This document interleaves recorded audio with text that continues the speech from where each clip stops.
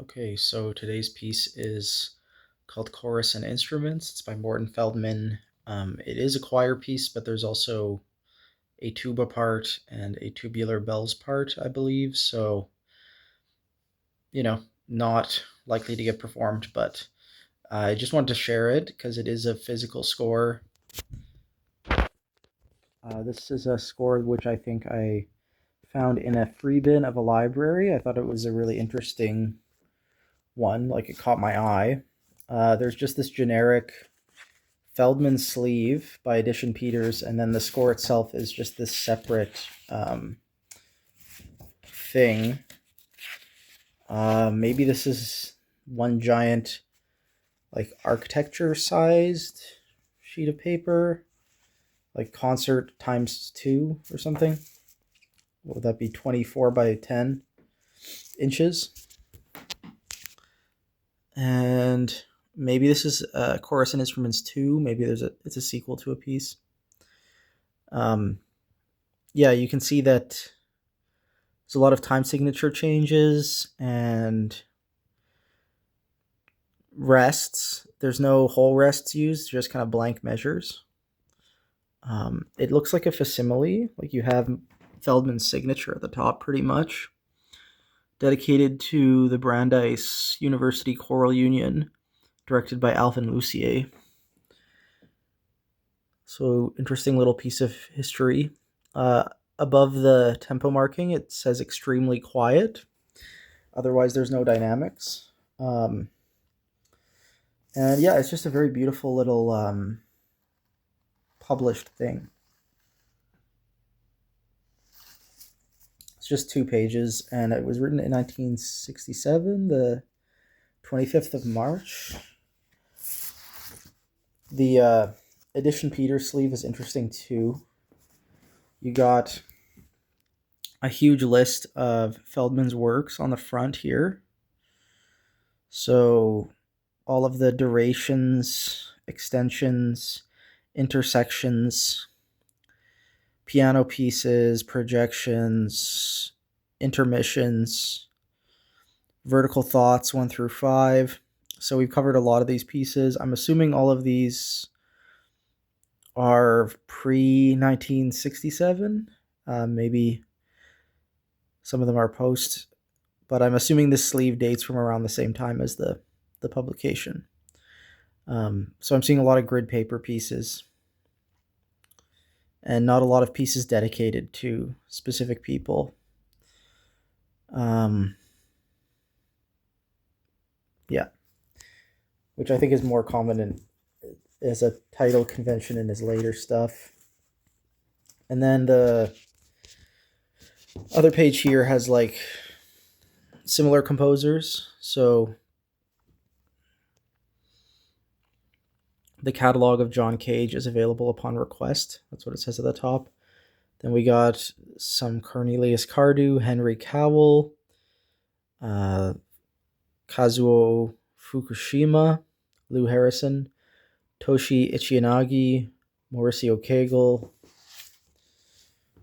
Ligeti. We just have Aventures, Requiem, and Volumina. So not a lot of Ligeti, I guess, because it's a really old score. Toshiro Miyazumi, not familiar with that composer at all, but there's a huge selection here. Robert Moran, David Beck as just a single piece. A bunch of stuff by Roger Reynolds. Kind of interesting that they group Roger Reynolds with all these other contemporaneous composers. Toru Takemitsu. The 3 big hits, I would say, Green, Music of Tree, and November Steps. Those are all huge orchestra pieces of Takemitsu's. And then a whole bunch of Christian Wolff.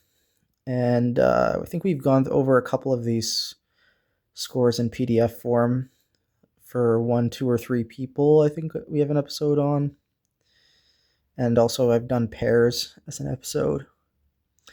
But yeah, very eclectic little thing. And it's all like Japanese and American composers, loosely associated with John Cage.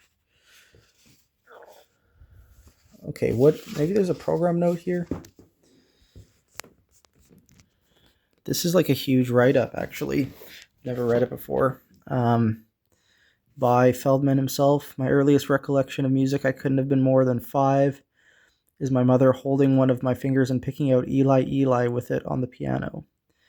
At the age of 12, I was fortunate enough to come under the tutelage of Madame Marina Press, a Russian aristocrat. Okay.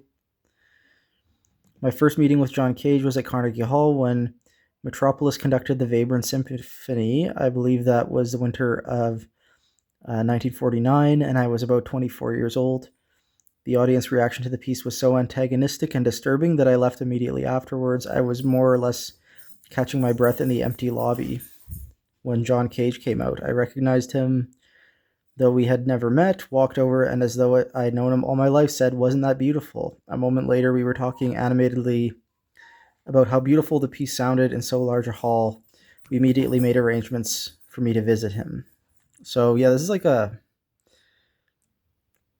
life story almost, more than a biography. Kind of like chronicling Feldman's career up until his Duration series, which I'm assuming is 1960s,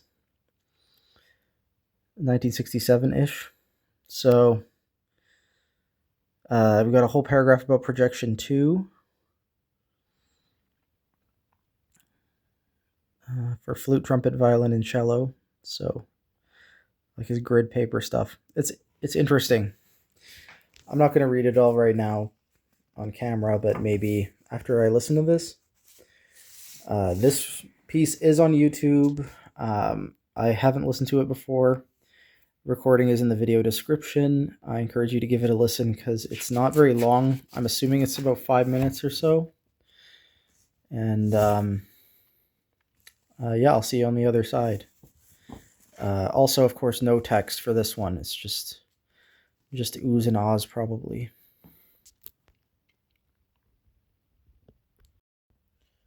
Okay, yeah, so I thought this was really hauntingly beautiful, and it's funny, like tuba, I played tuba in high school. Chimes, I have in multiple pieces of my own. Like I think these are two of my favorite instruments, plus choir, and it's a really fascinating sound world. The tuba kind of just extends the whole range of the ensemble downward very far. Um, the chimes add this other kind of um, like I guess ADSR, right? It has different envelope that none of the other ensemble members can imitate, so it really sticks out too. Um, it's yeah, a really good example of Feldman's sort of middle period. I find it a lot more interesting than some of the other pieces of his that we looked at from the 1960s. Mostly on this channel, we've just looked at his piano stuff, though. I'm pretty impressed that this choir was able to sing this because it's very chromatic, and there's a lot of like divisi and stuff. But yeah, it was a really good performance, and the recording actually was the premiere recording, as it turns out. I don't know how much this thing has been performed. Probably not a lot. Yeah, short and sweet, I would say. I think this is the penultimate choir episode. We might just have one more tomorrow. Well, we definitely have at least one more. So, yeah, thanks for joining me exploring this physical score. I definitely would never have gotten to know this piece if I didn't randomly find this thing. So,